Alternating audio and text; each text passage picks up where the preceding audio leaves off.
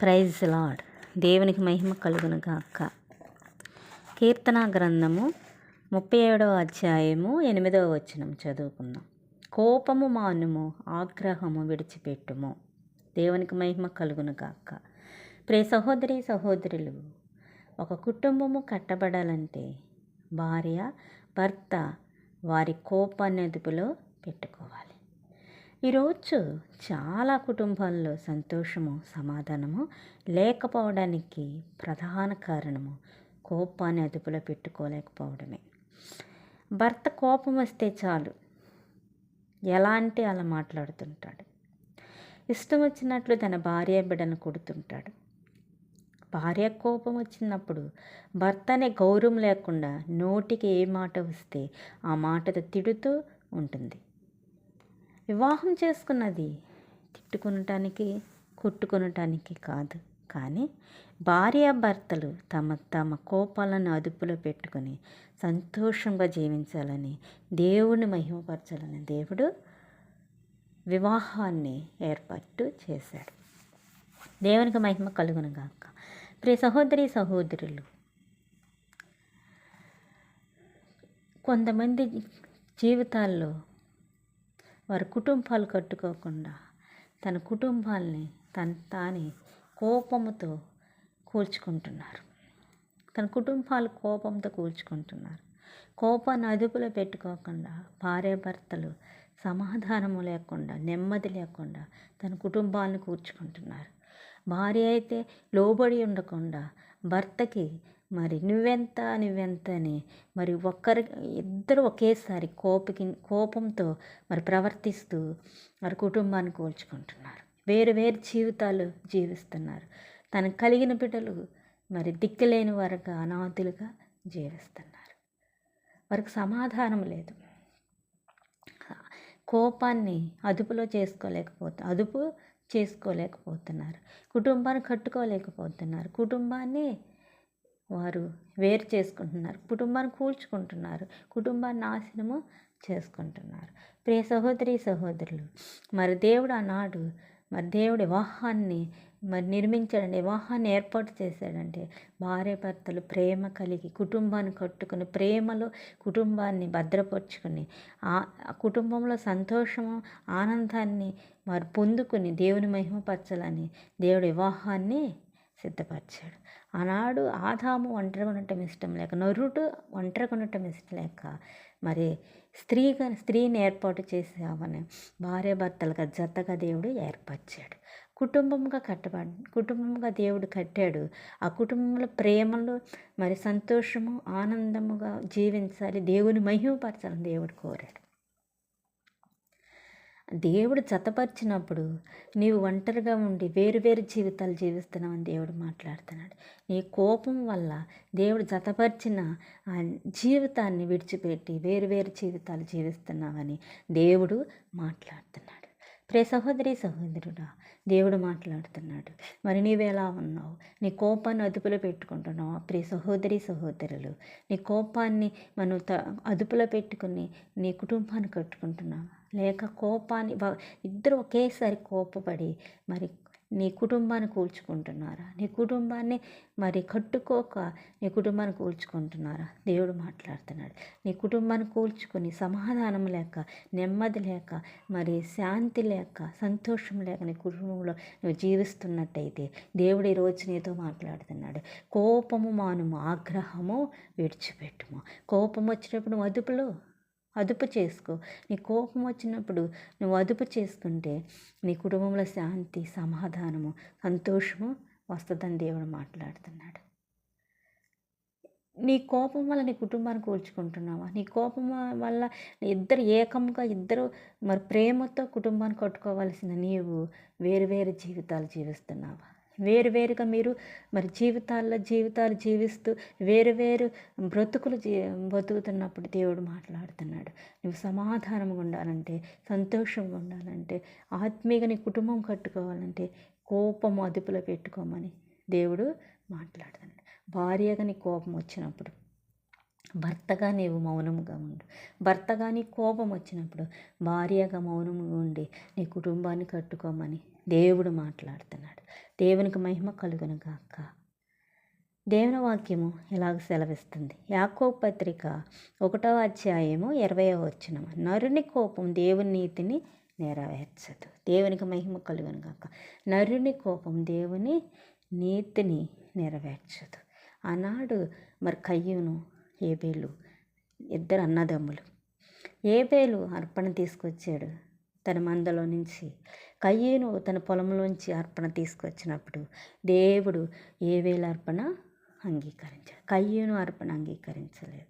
కయ్యూను కోపం వచ్చింది, ఆగ్రహం వచ్చింది తమ్ముడి మీద, ఏబేలు మీద.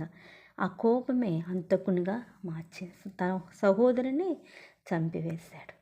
హంతకునిగా మార్చింది, నరహంతకునిగా మార్చింది, శాపానికి గురి అయ్యాడు. సహోదరులు, ఆనాడు దేవుడిచ్చిన ప్రధాజ్ఞలో ఒక ఆజ్ఞ, నరహత్య చేయొద్దు. నరహంతకునిగాను ఉంటే దేవుని నీతి నెరవేర్చవు, దేవుని రాజ్యంలో నువ్వు చేరవు. నరహంతకునిగా నువ్వు మారుతున్నావంటే నీలో కోపం ఉందని. నీలో కోపం ఉంటే నరహంతకునిగా నువ్వు మార్చబడతావు. నరహంతకునిగా మార్చబడి నువ్వు శిక్షను అనుభవించక తప్పదని దేవుడు మాట్లాడుతున్నాడు. సహోదరులు, నీవు కోపంతో మరి నీ కుటుంబాన్ని కట్టుకుంటే, భార్యాభర్తలు ఇద్దరు ఒకేసారి కోపపడి మరి నీ కుటుంబాన్ని చిన్న భిన్నములు చేసుకుంటే, నీలో కోపం అంటే అంతకునిగా మార్చబడతావు. అంతకురాలిగా నువ్వు మార్చబడతావని దేవుడు మాట్లాడుతున్నాడు. కోపం మనము ఆగ్రహం విడిచిపెట్టమని దేవుడి వాక్యము సెలవిస్తుంది. నరుని కోపం దేవుని నీతిని నెరవేర్చని దేవుని వాక్యము సెలవిస్తుంది. నీ కోపం వల్ల నువ్వు అంతకునిగా మారుతావని దేవుని వాక్యము సెలవిస్తుంది. అంతకునిగా మారితే నీ శపించబడతావు, నీ కుటుంబం శాపానికి గురి అవుద్దని దేవుడు మాట్లాడుతున్నాడు. నీ కుటుంబ శాపం పొందవలసి వస్తుందని, నీ కుటుంబము మరి చిన్న భిన్నములవుద్దని దేవుడు మాట్లాడుతున్నాడు. కోపం నువ్వు అదుపులో పెట్టుకుంటే నీ కుటుంబంలో సంతోషము, ఆశీర్వాదము, ఆనందము, శాంతి, నెమ్మది వస్తుందని దేవుడు మాట్లాడుతున్నాడు. దేవునికి మహిమ కలుగును గాక. సహోదరులు, సహజంగా ప్రతి ఒక్కరికి కోపం వస్తుంది. భర్తకి భార్య మీద కోపం వస్తుంది, భార్యకి భర్త మీద కూడా కోపం వస్తుంది. భర్త మీద కోపం వచ్చిన ఆ కొద్ది సమయంలో కాస్త పక్కకి వెళ్ళి మౌనంగా ఉంటే కోపము చల్లారదు. భార్యలు భర్త మీద కోపం వచ్చినప్పుడు ఆ కొంచెం సేపు నువ్వు మౌనంగా ఉండి పక్కకి వెళితే భర్త కోపము తగ్గిపోతుంది. భార్యలు మరి నీవు భర్త మీద కోపం వచ్చినప్పుడు నువ్వు మౌనముగా ఉండి పక్కకి వెళ్తే నీ మీద కోపము భర్తకు చల్లారద్ది. భర్తలు భార్య మీద కోపం వచ్చినప్పుడు నువ్వు మౌనముగా వెళ్ళి పక్కకు వెళితే నీ భార్య మీద కోపము తగ్గిపోను. అలా కాకుండా కోపాన్ని అదుపులో పెట్టుకోకుండా నీ భార్య మీద, నీ బిడ్డల మీద, నీ వస్తువుల మీద కోపాన్ని చూపిస్తే ఆ నష్టపరిహారం నువ్వు పొందవలసింది. నీ భార్య మీద, నీ బిడ్డల మీద నువ్వు కోపాన్ని చూపితే ఆ ఫలితమును పొందాల్సింది. ఆనాడు కయ్యూను కోపం వల్ల మరి ఆ కోపం వల్ల హంతకునిగా మారాడు. ఆ ఫలితాన్ని పొందుకున్నాడు, ఆ శాపాన్ని పొందుకున్నాడు. భర్తలు, భార్యలు, దేవుడు మాట్లాడుతున్నాడు.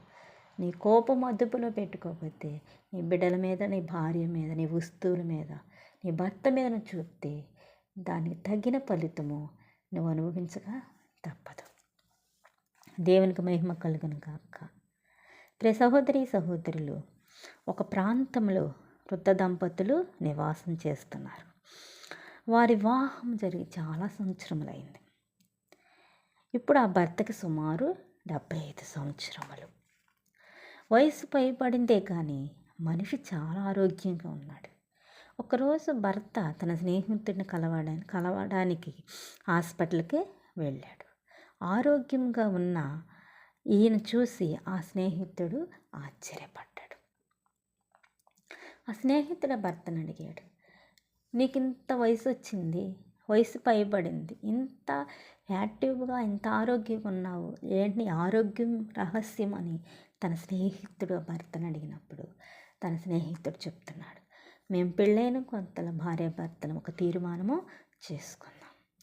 ఆ తీర్మానము, నాకు కోపం వచ్చి అరిచినప్పుడు నా భార్య వంటింట్లోకి వెళ్ళి మౌనంగా ఉండాలి. నా భార్య కోపం వచ్చి అరిచినప్పుడు నేను బయటికి వెళ్ళి వాకింగ్ చేయాలని తీర్మానము చేసుకున్నాం. ఆ తీర్మానమే ఇప్పుడు వరకు కొనసాగుతున్నాం అని చెప్పినప్పుడు ఆ స్నేహితుడికి అర్థం కాల.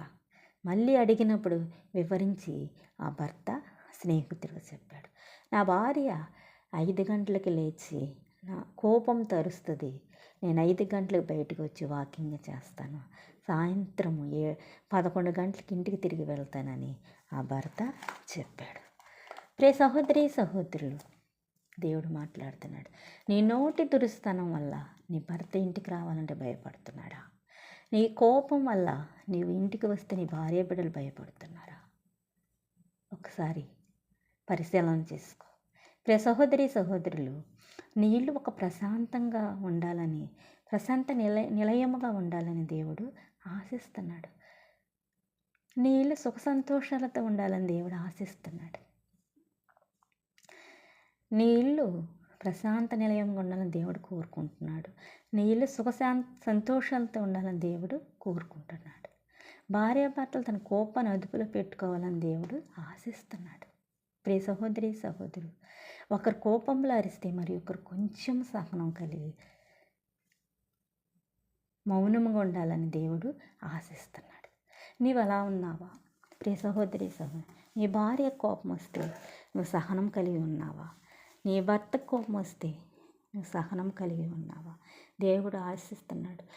నీ కుటుంబం కట్టబడాలి, నీ కుటుంబము ఒక ప్రశాంత నిలయంగా ఉండాలని దేవుడు ఆశిస్తున్నాడు. సంతోషంగా సుఖ సంతోషంగా నీ కుటుంబం ఉండాలని దేవుడు ఆశిస్తున్నాడు.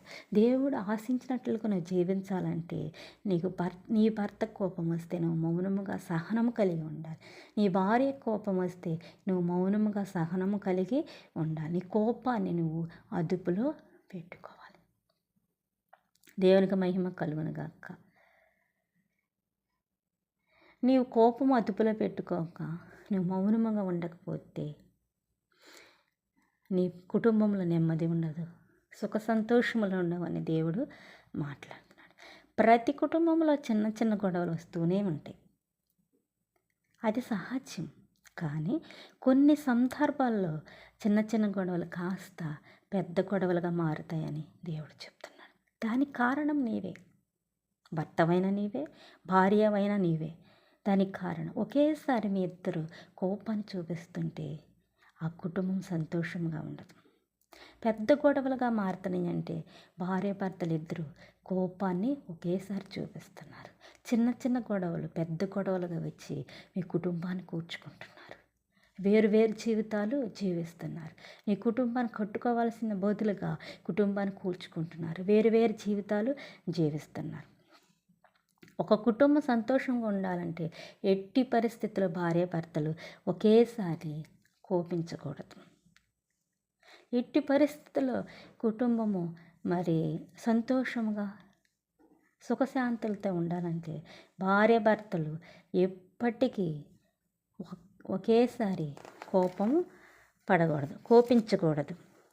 ప్రియ సహోదరి సహోదరులు, నేడు కుటుంబాలను మనం గమనిస్తే, ఈరోజు మరి అనేక కుటుంబాలను గమనిస్తే భర్త కోపంతో రగిలిపోతూ ఉంటాడు, భార్య అయితే రెచ్చగొట్టే వ్యక్తిగా ఉంటుంది. భార్య కోపంలో ఊగిపోతున్నప్పుడు భార్యను కొట్టే వ్యక్తిగా ఆ భర్త ఉంటాడు. ఇటువంటి కుటుంబాలు ఆత్మీయంగా ఎలా కట్టబడితే వర్ధిల్లబడతాయి. ఇలాంటి కుటుంబాలు ఆత్మీయంగా ఎలా వర్ధిల్లుతాయి, కుటుంబాలు కట్టబడతాయి. దేవునికి మహిమ కలుగును గాక. ప్రియ సహోదరి సహోదరులు, నీ భర్త కోపంలో ఉన్నప్పుడు నువ్వు రెచ్చగొట్టే అనుభవంలో ఉన్నావా? నీ భార్య కోపంలో ఉన్నప్పుడు నీ భార్యను కొట్టే అనుభవంలోనే ఉన్నావా? దేవుడు మాట్లాడుతున్నాడు. నీ కుటుంబం ఆత్మీయ విలువలతో కట్టబడాలంటే నీ కుటుంబం ఆత్మీయ విలువలతో వర్ధిల్లాలంటే నీ భార్య నువ్వు కొట్టే జాబితాలో ఉండకూడదు. నీ భర్తను రెచ్చగొట్టే అనుభవంలో నీవు ఉండకూడదని దేవుడు మాట్లాడుతున్నాడు. దేవునికి మహిమ కలుగును గాక. ప్రియ సహోదరి సహోదరులు, ఉదాహరణ, ఒక ఊరిలో ఒక కుక్క కొండపైన కోపం వచ్చింది. ఆ కుక్కకి కొండ మీద కొండపైన కోపం వచ్చినప్పుడు ప్రొద్దున్నే ఆ కొండ దగ్గరికి వెళ్ళింది. అరిచింది, ఉదయమంతా అరిచింది. ఆ కొండకి చలనము లేదు, మౌనముగా ఉంది. మధ్యాహ్నం అరిచింది, సాయంత్రం అరిచింది, చీకటి పడే వరకు అరిచింది. దాని నోరు నొప్పి వచ్చింది, కానీ ఆ కొండకి చలనము లేదు, మౌనముగా ఉంది ఆ కొండ. ఇక మూతి ముడుచుకొని, తోక ముడుచుకొని, మొహం చిన్న ముడుచుకొని వెనక్కి తిరిగి వెళ్ళిపోయింది. ప్రియ సహోదరి సహోదరులు, నీ భర్త లేదా భార్య కోపం తరిస్తే నీవు ఆ కొండలాగా మౌనంగా ఉండాలని దేవుడు ఆశిస్తున్నాడు. లేకపోతే ఏదైనా మంచి మాటలతో ఆ కోపం చల్లార్చే ప్రయత్నం చేయమని దేవుడు కోరుతున్నాడు. ప్రియ సహోదరి సహోదరులు, ఆ కొండ ఎలా మౌనంగా ఉందో, భార్యమైన నీవు, భర్తమైన నీవు, భార్య కోపం వస్తే అరిస్తే నువ్వు మౌనముగా ఉండాలని దేవుడు కోరుకుంటున్నాడు. భర్త కోపం వస్తే అరిస్తే నువ్వు మౌనంగా ఉండాలని దేవుడు ఆశిస్తున్నాడు. ఏదైనా మంచి మాటలతో కోపాన్ని చల్లార్చే ప్రయత్నం చేయమని దేవుడు ఆశిస్తున్నాడు. ప్రియ సహోదరి సహోదరులు, దేవుడు మాట్లాడుతున్నాడు. రగులుతున్న మంట పైన కిరోసిన్ పోసే మాటలతో రెచ్చగొట్టొద్దని దేవుడు మాట్లాడుతున్నాడు. రెచ్చగొట్టే అనుభవంలో, రగిలే మంట పైన కిరోసిన్ పోసే మాటల ద్వారా రెచ్చగొట్టే అనుభవంలోనే ఉన్నావా? అలా ఉండొద్దని చెప్తున్నాడు. దేవుని వాక్యం ఇలాగ సెలవిస్తుంది. సామెతలు 15వ అధ్యాయము 1వ వచనము, మృదువైన మాట క్రోధమును చల్లార్చును. నువ్వు రెచ్చగొట్టే మాటల ద్వారా నీవు జీవిస్తున్నావా? రెచ్చగొట్టే మాటల ద్వారా నువ్వు జీవిస్తున్నావు. నీ భర్త కోపం వచ్చినప్పుడు రెచ్చగొడుతున్నావు. ఆ మాటలతో నువ్వు రెచ్చగొడుతున్నావు. అలా కాకుండా మృదువైన మాటలతో నువ్వు క్రోధమును చల్లార్చు, కోపాన్ని చల్లార్చు అని దేవుడు మాట్లాడుతున్నాడు. దేవునికి మహిమ కలుగును గాక. ప్రియ సహోదరి సహోదరులు, బైబిల్ ఇలా సెలవిస్తుంది. కాబట్టి కుదిరితే ఇలా ప్రయత్నించి చూడు. నీకు కుదిరితే ఇలాగూ ప్రయత్నించేసాను చూడు. కోపంతో రగిలిపోతున్న నీ భర్తను చూసి కోపంలో కూడా మీరు భలే అందంగా ఉన్నారని, నీ భర్తను చూసి కోపంలో కూడా మీరు భలే అందంగా ఉన్నారని నవ్వుతో చెప్పి చూడండి. ప్రియ సహోదరి సహోదరులు, కుదిరితే నువ్వు ఇలా చేసి చూడు. నీ భర్త కోపంలో ఉన్నప్పుడు ఆ కోపంలో మీరు ఆ కోపంలో కూడా చాలా అందంగా ఉన్నారని నవ్వుతూ చెప్పి చూడండి. మెల్లిగా నీ భర్తలో ఉన్న ఆ కోపము తగ్గుద్ది. అలాగే కోపంతో మాట్లాడుతున్న నీ భార్యతో నువ్వు కోపంలో కూడా ఎంతో అందంగా ఉంటావు కాబట్టి ఏరి కోరి నిన్నే చేసుకుంటున్నానని చెప్పి చూడు. నీ భార్య ముఖంలో చిరునవ్వు కనిపిస్తుంది. అలా కాకుండా ఇద్దరు ఒకేసారి కోపాన్ని చూపిస్తే కోపం కాస్త గొడవగా మారే అవకాశం ఉంది. దేవునికి మహిమ కలుగును గాక. 2 చేతులు కలిస్తేనే చప్పట్లు శబ్దం బయటికి వినిపిస్తుంది.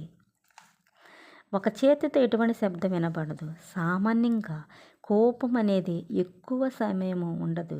కేవలం 15 నిమిషాలు 30 నిమిషాలు మాత్రమే ఉంటుంది. ఆ కొద్ది సమయంలో భర్త లేదా భార్య తిరిగి కోపాన్ని ప్రదర్శించకుండా చూపించకుండా మౌనముగా పాటిస్తే కోపం ఆవేశంగా మారే అవకాశం ఉండదు. నేడు క్షణికావేశంలో ఎన్నో అనర్థాలు జరుగుతున్నాయి కుటుంబాల్లో. మనం చూస్తూనే ఉన్నాం. ఎంతోమంది భర్తల ఆవేశంలో భార్యలను చావకొడుతున్నారు. కోపము 10-15 నిమిషాలు 30 నిమిషాలు మాత్రమే ఉంటుంది. ఆ 30 నిమిషాల్లో నువ్వు మౌనమును పాటిస్తే ఆ కోపము ఆవేశంగా మారదు. క్షణావే క్షణాక క్షణికావేశంలో ఎన్నో అనర్థాలు కుటుంబాల్లో జరుగుతున్నాయి. ఎంతోమంది భర్తల ఆవేశంలో భర్తలు భార్యలను చావగొడుతున్నారు. భార్యల ఆవేశంలో తమ ప్రాణములు వదులుకుంటున్నారు. ప్రియ సహోదరి సహోదరులు, ఒకసారి ఆలోచించండి. నీ భర్త నోటి దురుసు గలవాడే, దుర్మార్గుడే, కానీ అది నీకు కొత్త ఏం కాదుగా. నీ భార్య కయ్యాళ్ళే నిన్ను వేధిస్తుంది, కానీ అది కొత్త ఏం కాదుగా. ప్రియ సహోదరి సహోదరులు, కాబట్టి భార్య భర్తలు సహనం కలిగి ఉండాలి. ఒకేసారి కోపాన్ని చూపించకూడదు.